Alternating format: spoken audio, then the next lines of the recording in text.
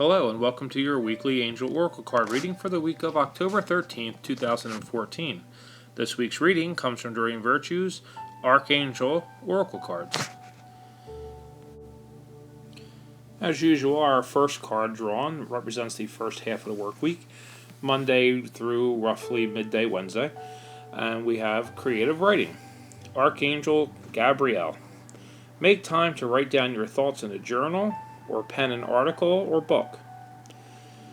I've spoken often in these recent times about turning inward and connecting to your inner self and then your higher self. And that very much is what this week's reading focuses on once again. We've heard many times about seeking meditation, quiet reflection, and inner connection.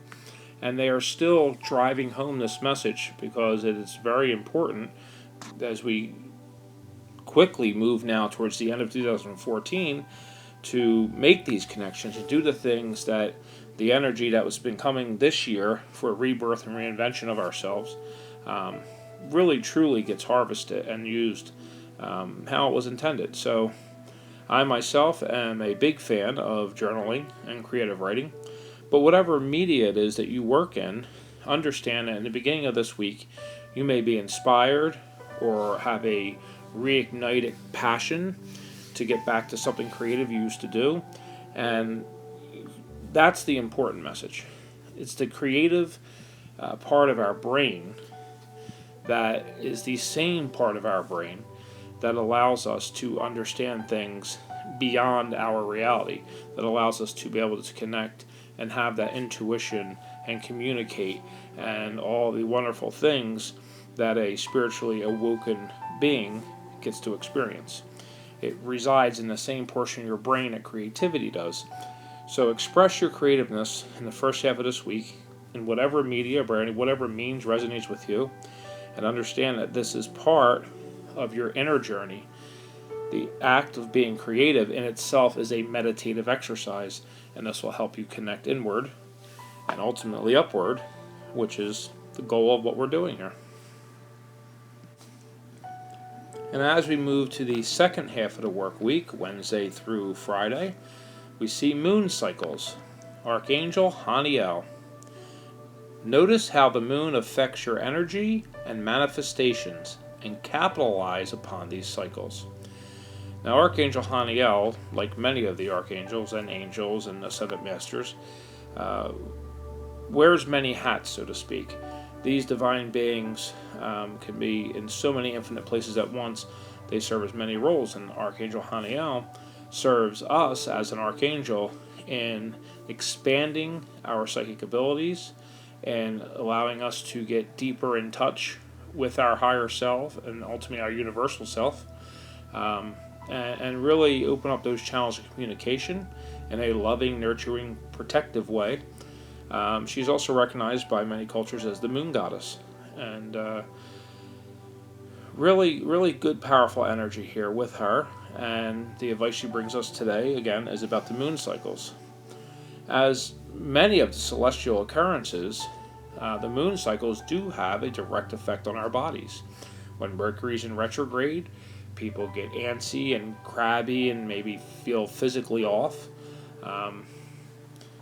Various things, the energies are high at the solstices and equinox times of the year and changes of the seasons, and the moon's no different. It drives tides and oceans, and our bodies are 80% water, so it's certainly, as my wife pointed out once, certainly would affect our physical bodies, considering it can move oceans. What's it doing to the water inside us? So it definitely has an energy of its own. Science says the moon merely reflects the sun's light back to us, but there is something more to that. I know if I charge or cleanse my crystals in moonlight as opposed to sunlight, it's a more gentle, nurturing energy. The crystals seem to be, for lack of a better word, happier, if that doesn't make me sound too crazy. And I know with my tarot and oracle cards, if I put them out in the sunlight, their ink will fade, their color will fade. Whereas if I put them in the moonlight, They get cleansed and charged and are completely unharmed. So the moon definitely has an energy, like a living energy, all of its own.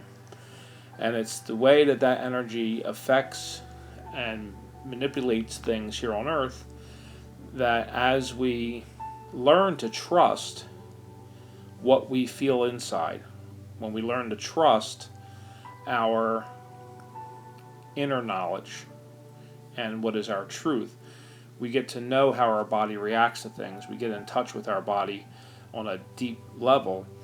We will know what phases of the moon affect us in certain ways. I mean, it's not folklore that a full moon makes people go nuts. It has an effect on people. So you as an individual will have different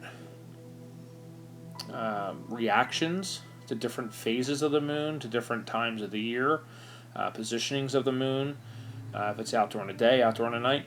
And it's just small little nuances that as you really focus and pay attention, you'll start to learn what moon phases complement you and what moon phases perhaps challenge you.